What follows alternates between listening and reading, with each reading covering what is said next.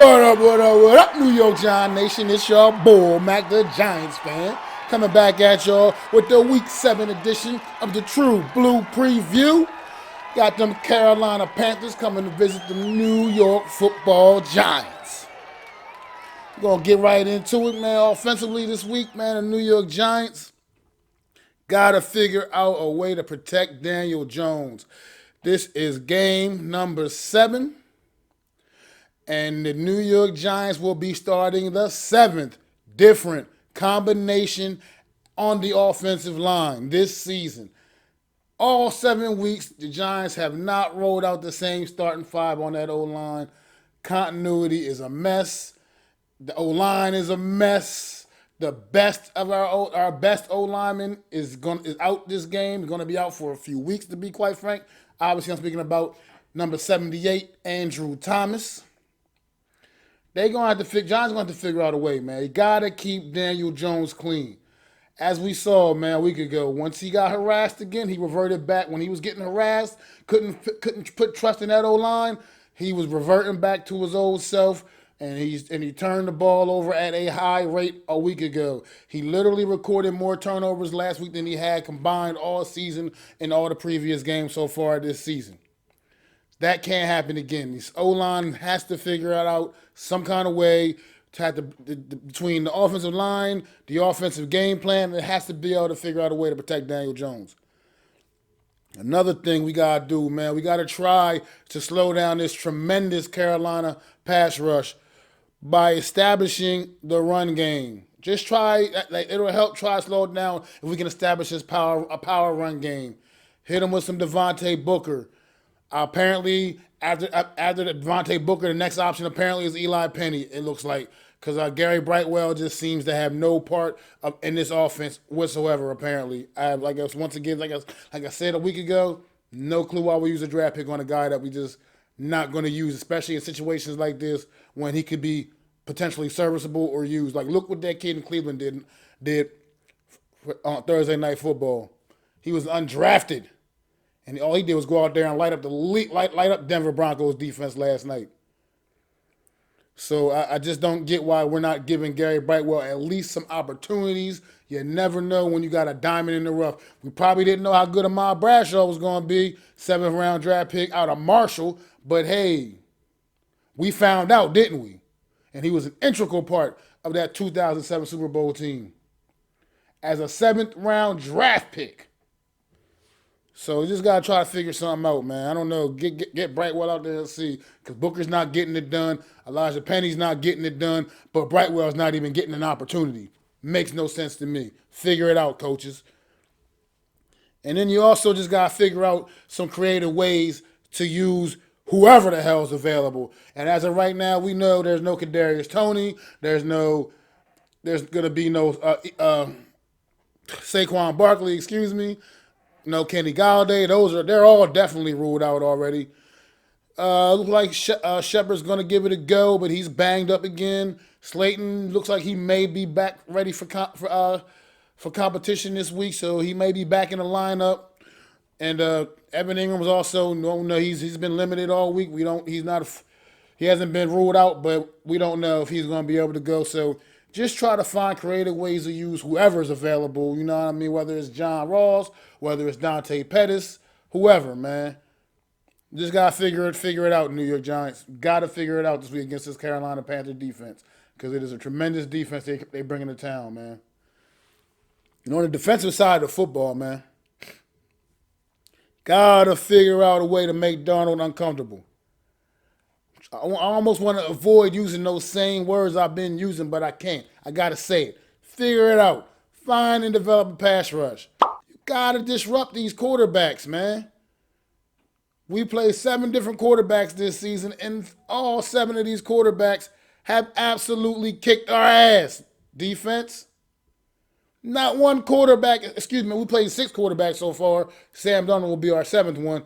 But at the same time, the 6 previous ones we played already have all had good games. Fantasy football players, people out there that play fantasy football, I'm pretty sure any quarterback playing against the New York Football Giants, you're going to put that guy in your lineup because he's going to have a good day. You can pretty much bank on that.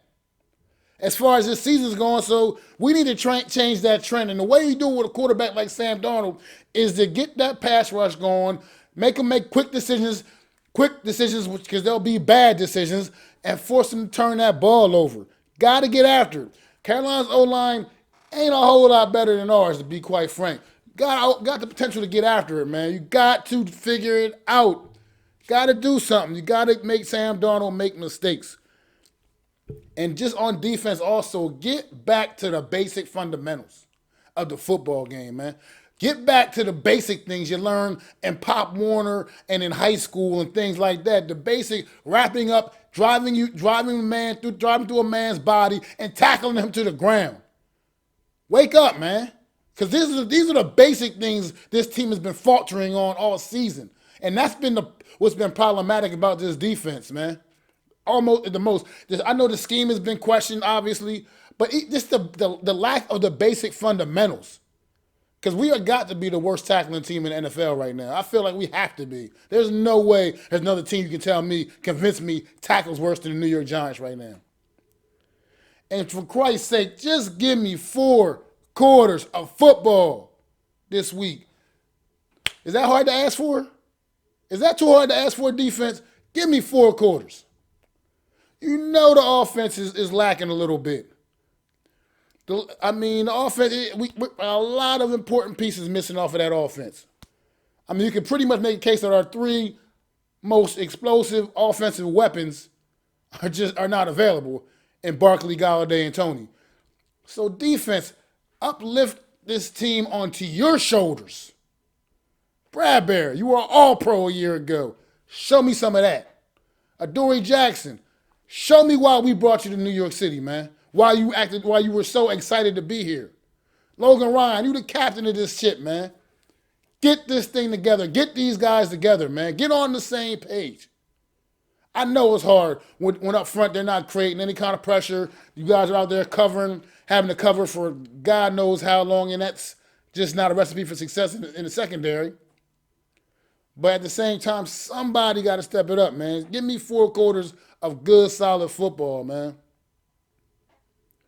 And then just some other things I want to look for in this game in general, man. I'm really going to be curious how Daniel Jones responds, him and the rest of this offense, to the absolute worst performance the offense has had this season. And I'm not saying they've had 6 great ones before this game, by no means. But last week against the Rams, it was by far the worst performance offensively this season. Daniel Jones easily had his worst game of the season last week.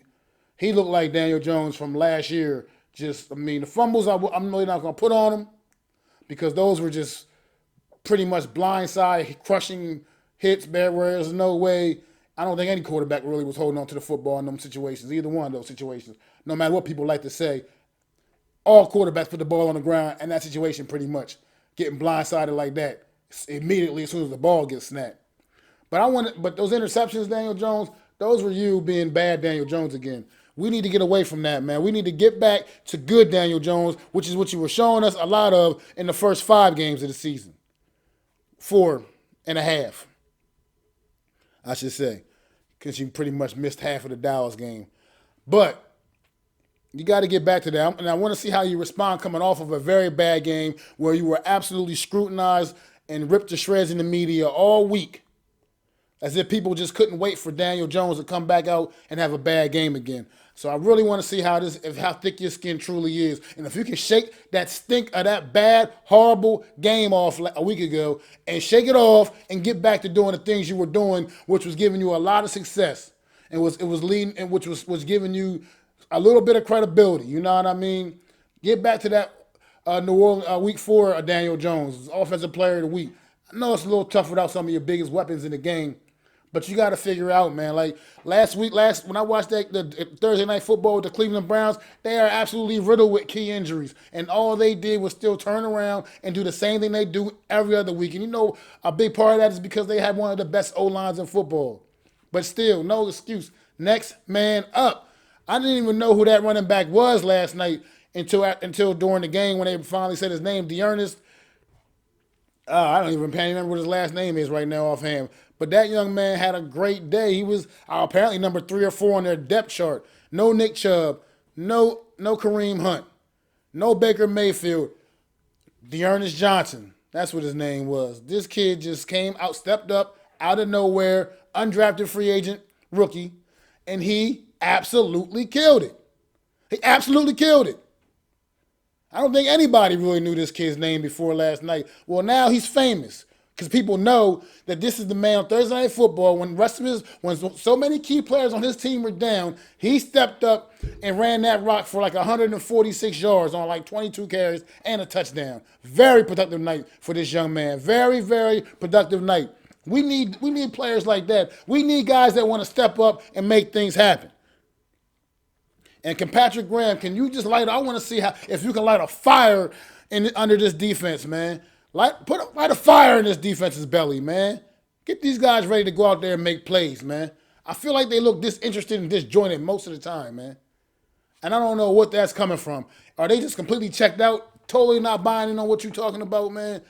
It appears that way, man. I am curious, and I'm going to be a real candidate right now. Had I been a power that be, a GM, owner, whatever, Patrick Graham, you wouldn't even have a job anymore. You would have been fired after last week. That would have been the last straw for you if I was in the front office somewhere. That would have been the last straw. Because this defense has looked absolutely horrendous every game this season. Every single one. Including our one victory. And as far as the things that came out earlier this week about the fans booing and players being upset about it, and yes, been brought to my attention, made me realize that some of the media took some of his stuff out of context a little bit. But, however, with that being said, I stick to my guns on what I said. You upset about fans booing? You don't want the fans to boo? Then you put a better product on the field. You give them a reason to not boo, because they're not booing because you're losing. They're booing in the way you're losing. That's why they're booing. So if you want them to stop booing, you give them a good reason to stop booing. Don't talk about how that makes you upset. Nobody cares about some guy holding multi-million-dollar salary being upset because the fans boo. They going, hey, boo, because it's a crap product on the field right now. Get better. That's how you make it stop, by playing better. Putting a better product on the field. If you're giving everything you got and we're losing just because we're just not as good as the other team, that's one thing. But that's not the reason why we're always losing some of these games. We're losing some of these games because I seem like it appears to be a complete lack of effort. Maybe I'm wrong about that, but that's what it appears. That's what it looks like. All the miscues, all the mistakes. You want them to stop booing, then make them stop booing. With that being said, until y'all prove me otherwise, I'm picking another L this week. And it's painful week in and week out. But I got the Panthers in a close one this week, 24-20. Not no blowout like last week against the Rams. But I do like the Panthers, 24-20 this week, in a close one. But yet I've got us still coming up a little bit short in this game, because the Panthers are a better football team, and they have proven to be a better football team than we have this season. And that's just as real as I can keep it. I'll say like I always say, I sound like a broken record. Prove me wrong. Prove me wrong. That's what I want you to do, New York Giants, because I love y'all. Prove me wrong.